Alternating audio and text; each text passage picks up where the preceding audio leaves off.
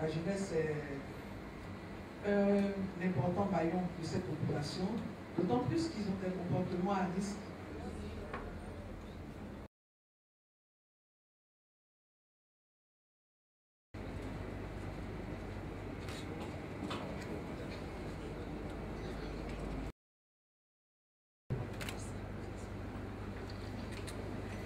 Une étude réalisée en 2006 chez les adolescents et les jeunes a montré que 48% des garçons et 47% des filles sont sexuellement actifs. C'est avec un réel plaisir que je participe au nom de l'UNICEF à l'ouverture de l'atelier de restitution des études menées en direction des jeunes dans le cadre de la lutte contre les IST, VIH-Sida. Les adolescents et les jeunes de 10-24 ans représentent 34% de la population ivoirienne, plus de 7 millions de vies humaines. C'est très important. Monsieur le ministre de la Promotion de la Jeunesse et du Service civique, chers collègues, votre présence ce matin traduit certes la solidarité gouvernementale, mais encore plus le caractère multisectoriel de la lutte contre le sida, comme nous le rappelait le directeur exécutif de l'ONU-SIDA lors de sa récente visite dans notre pays. Et profite de cette occasion solennelle pour vous féliciter pour le travail abattu pour améliorer la vie et la suivi de la jeunesse en Côte d'Ivoire. En effet, on l'a rappelé tout à l'heure, les jeunes représentent l'avenir de notre pays et l'avenir du monde entier. Et nous avons une proportion de plus de 34% de jeunesse parmi les 22 millions que compte la Côte d'Ivoire comme habitants. Cependant, certaines données sont tristes, puisque les données épidémiologiques disponibles montrent que les jeunes de 15 à 24 ans sont parmi les couches les plus touchées de la population par le VIH, selon les résultats de l'ONU-SIDA.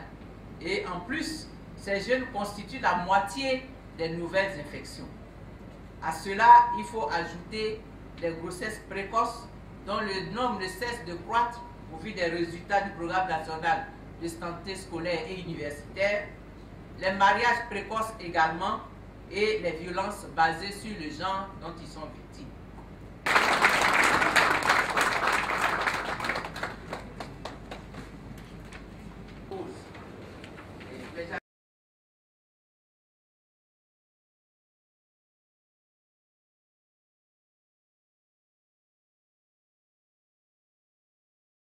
Je voudrais exprimer toute ma gratitude et ma reconnaissance pour la contribution forte et importante des études menées à l'orientation des interventions en direction des jeunes dans le cadre de la lutte contre les IST, le VIH-Sida en Côte d'Ivoire.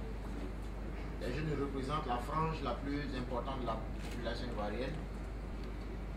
Ces études vont nous permettre dans les prochaines semaines d'actualiser nos données au niveau de la politique nationale de jeunesse, qui est une politique qui a été élaborée depuis le mois d'août 2011 et qui prend en compte chaque secteur dans le secteur de la santé, où la question de la contamination revient à tous les niveaux.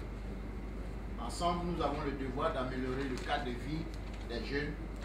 La toxicomanie et les maladies sexuellement transmissibles, dont le VIH-Sida, sont des fléaux qui minent le milieu de la jeunesse en Côte d'Ivoire.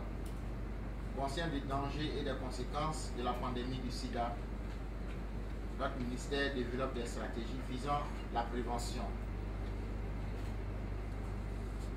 et à faire la promotion de la santé sexuelle et de la reproduction en collaboration avec le ministère de la Santé et de la lutte contre le sida. Mesdames et messieurs, il est bon de rappeler qu'en plus des corps des jeunes volontaires et bénévoles qui sont en train d'être créés pour renforcer la sensibilisation, notre ministère est animé du souci d'adéquation entre les programmes proposés dans les centres nationaux de services civiques et les aspirations des jeunes afin de faire de la jeunesse ivoirienne une jeunesse accomplie et responsable au plan moral, civique et professionnel.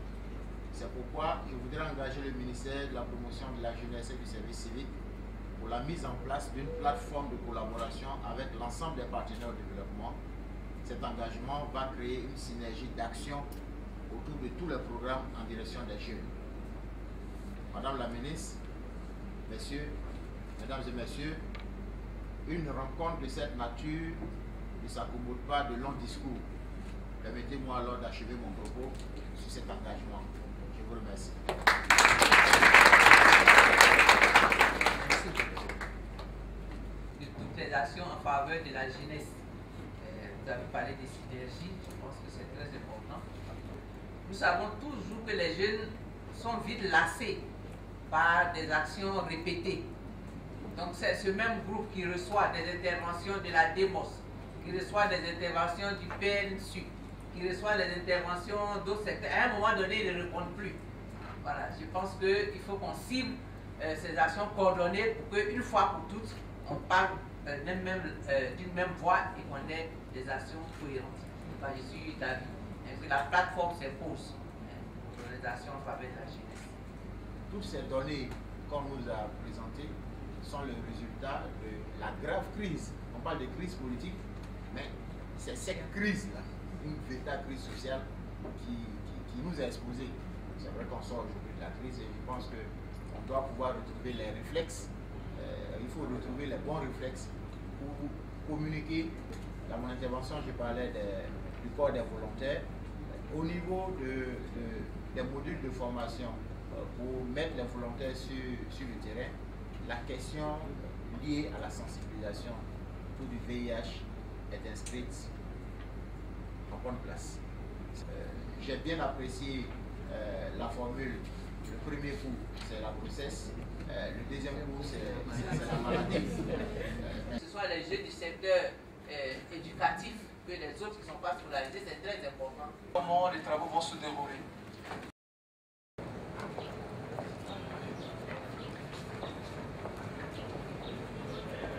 Pardon.